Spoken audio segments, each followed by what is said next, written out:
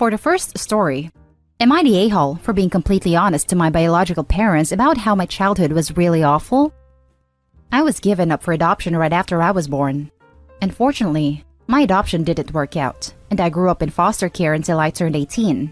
I'm now 19 and in college. In February, I got a Facebook message from a man claiming to be my father. We messaged back and forth, and while I kept a lot of my childhood details private, we did make plans to meet him and my mother. They weren't married to each other, by the way. When I got to the restaurant, I was very shocked and honestly upset to find my father and mother had brought their spouses, as well as their children, to surprise me. My father's mother, so my grandmother, was also there. I was already feeling very emotional about the whole thing, and seeing everyone there didn't help. So, I sat through an hour of listening to them sharing all about their lives, while I faked smile through everything. Honestly, I feel very jealous that they had kids they really loved, and how they all had really happy lives after ditching me.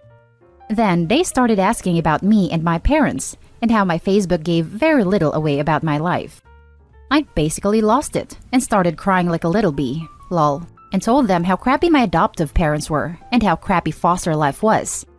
I was pretty snarky and sarcastic when I said that I'm glad their lives worked out for them, because mine sure as hell didn't.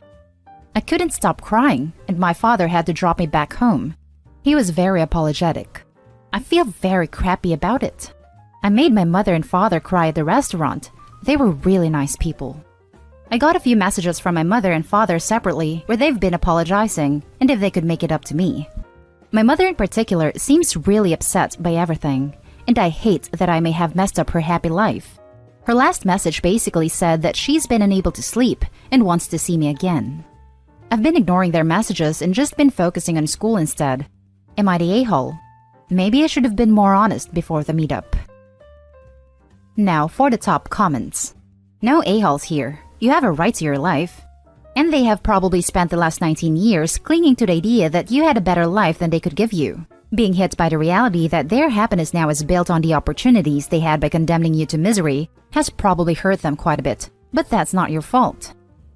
Yeah, but they're pretty close to being the a-hole for bringing everyone with them to what should have been a personal meeting. They messed up, sure. Doesn't seem like they were being intentionally malicious though. Stupid and hurtful, but I wouldn't judge them a-holes for it. No a-holes here, but it was a bad call. Not the a-hole. Bringing their families with them must have felt like a kick on the teeth, because it was a glimpse of something you never had. It was too much too soon. I can completely understand why this was overwhelming. Yes, that's just cruel, even if Opie was raised in a happy household, not the a-hole. The bio parents sounded like they thought Opie had a good life with adoptive parents and wanted to link the families. To their horror, that wasn't the case. They are still a-holes though, not the a-hole. Hey, I hope you're alright. This sounds massively complex and as if there is a lot of trauma. I don't think this is a case for this sub. Please reach out to a friend. Maybe your university campus has a psychologist you could speak to. Wishing you all the best, an internet stranger. Thanks. I've just been very busy with school, and it's kept my mind off this situation. I'll get therapy once I graduate and have health insurance. Lol. Now for the next story. Am I the a-hole for not meeting my bio family and responding to the message they sent me with a simple no thanks? I am not sure how to start a post off, but I'll try to give a bit of background information, I guess. Oh, and in any case it is important, I am 25 male, and the parents are probably in their late 40s to early 50s. Long story short, I was put up for adoption by these people, got adopted, got placed out of my adoptive parents' house when I was 9, and spent the remainder of my youth in and out of foster homes and placements. Fortunately, I never had that much of a problem. I quickly got used to it, and when I was 18, I managed to get myself into college and it all worked out for me. I got a good job now, a lovely girlfriend, a ton of friends who I consider family, and I am happy to be honest. I ended up receiving a very long message from a woman in one of my social media accounts, and it boiled down to a load of excuses as to why they gave me up, primarily centering around their age, early 20s, conservative upbringing, they weren't married, and their parents forcing them. They then started telling me about themselves and what they referred to as my siblings. They finally finished that off with stating their desire to meet me and that they wanted me to be a part of their family. Now, I don't hold much against these people. I know it may seem like that, but I don't. It's a case of not caring, if anything. I have never longed to meet them, search them out, or anything of that sort. I just never had a desire to know them. It wouldn't change anything anyway. I ended up responding with a simple no thanks, and followed that up by telling them not to contact me anymore. I figured that would be the end of it, but I couldn't be more wrong. The following days, I started receiving messages from these siblings uttering their desire to meet me. When I told them the same, that turned into accusations of making their parents cry. I ended up blocking them all, which resulted in messages from their friends and new accounts, so I eventually just stopped using the account. It is obvious these people want to meet me and are hurt by my refusal, so am I the a-hole? Now for the top comments. Not the a-hole. It's your life and your decision. They give up all rights to you 25 years ago, and they don't automatically get a pass when they start feeling bad about it. It's your choice. That's the thing. I just don't care to meet them. They've showed you how right you are not to meet them by harassing you. If this keeps up, report them to the police and get a restraining order. You owe these people nothing. Best of luck in everything. Not the a-hole. Their attempted manipulation and intimidation to get you to meet them is a huge red flag. You're doing fine and are happy. I say no need to involve a bunch of family. Well, to be honest, I wasn't going to meet them, manipulation or not. I just wonder, what do they need for you? I mean, come on, it's not just a pure love for your blue eyes. Seeing how the whole pack is engaged and hyped, a lot of people putting too much effort. My bet is an organ donation or something material. I mean, I do have pretty sexy blue eyes though, so who knows? Now for the next story. Am I the a-hole for laughing in my stepsister's face when she showed up at my place and asking to stay for a while? This happened 3 weeks ago. I, 21 female, was home in my apartment that I share with my 2 closest friends when my stepsister, 19 female, showed up and asked if she could stay with us for a while. I laughed and told her no and closed the door. She ended up going to my dad and her mom's house where she told them everything, and they are pissed. They said it was reckless and cruel to turn her away without seeing that she was okay, and my dad said he was disappointed in me. I told him I did not want her anywhere she could steal or break something that didn't belong to her. He told me she hasn't done that in years, and I have no right to hold childhood mistakes against her. The last time she broke something that was mine was 2 years ago, when I went to stay for Christmas and she went into my room while I was taking a shower and took my phone, then broke said phone. I pointed this out to him, and he told me I can't stay mad at my sister. I told him I'm not mad at my sister because I don't have one, which he did not take great. Then my stepsister started bugging me with how mean it was that I laughed at her, and how she's changed. I asked if she changed enough to want to apologize for the crap she did, and maybe even pay me back. She said no, and she doesn't need to.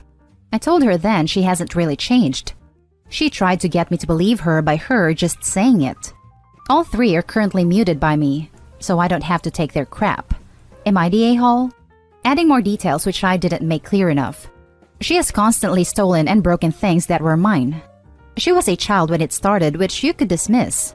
You could say that being 17 when the phone thing happened, she was still a child, valid.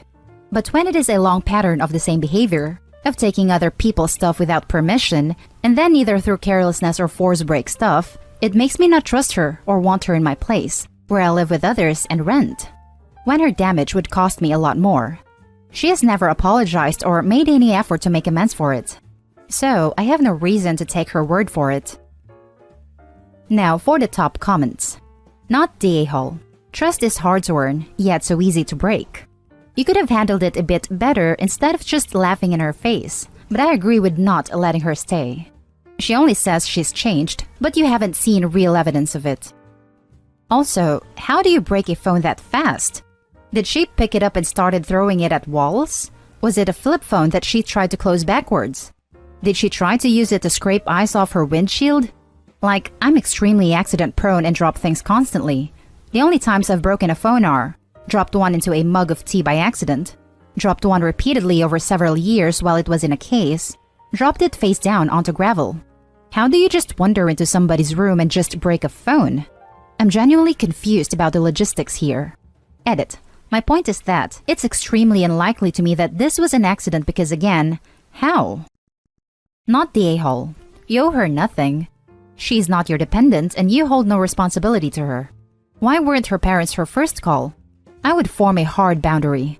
Tell your dad that you will not discuss her anymore. If he tries to bring her up, you will end the conversation.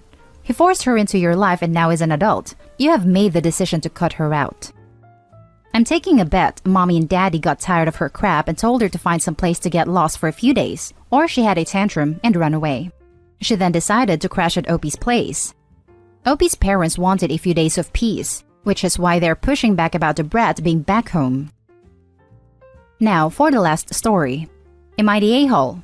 Taking in niece and sharing awful texts. My niece is a college senior with a 3.5 GPA with a double major.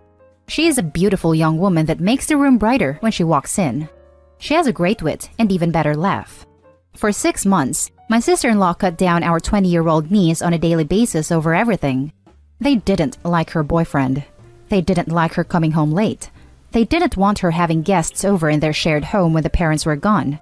During this time, they would routinely make cutting comments comparing her to an aunt that died of a drug overdose, threatened to call the cops over her coming home late from curfew, called her a W on a routine basis, and just blasted her for everything that they didn't believe in their my way is the only way ways. When we noticed our niece was getting really bad with this mental abuse, we decided enough was enough and time to stay with us for a while. Our niece immediately began to flourish, but our relationship with my wife's sister and her husband plummeted. They wanted us to instill rules we wouldn't do, and wanted us to make it hard on our niece so she would go back home. Instead, we gave her a loving and nurturing home with a family that does things together, shows affection, and helps each other out on individual problems. I went from having 3 children to 4, as there is always room for one more at the table. My niece began to flourish, and that is all we cared about. A few weeks later, during our family vacation with our niece in tow, my sister-in-law blew up our phones for 6 straight hours. My wife was getting very upset, and out of frustration, I showed a text to my niece which contained absolutely terrible things said about her by her own mother. I felt it was both BS our family vacation was getting wrecked, and I felt she had a right to see what her mother was saying about her. Our relationship continued to deteriorate with my sister-in-law. We continuously encouraged our niece to repair the relationship, and after a few months, while still living with us, our niece began seeing her parents for meals. It was during this time my niece was told that my daughter was an ass by my niece's grandfather and that my niece should get out of my house. Because of this, we cut off our 17-year-old daughter from seeing them until they apologized, which they have refused to do. During this refusal, I admitted, actually proudly, about sharing the text because there is only so much a man can take, and after learning they called my daughter an ass, they needed something in return. Now they are saying I am the a-hole. What do you think? Now for the top comments.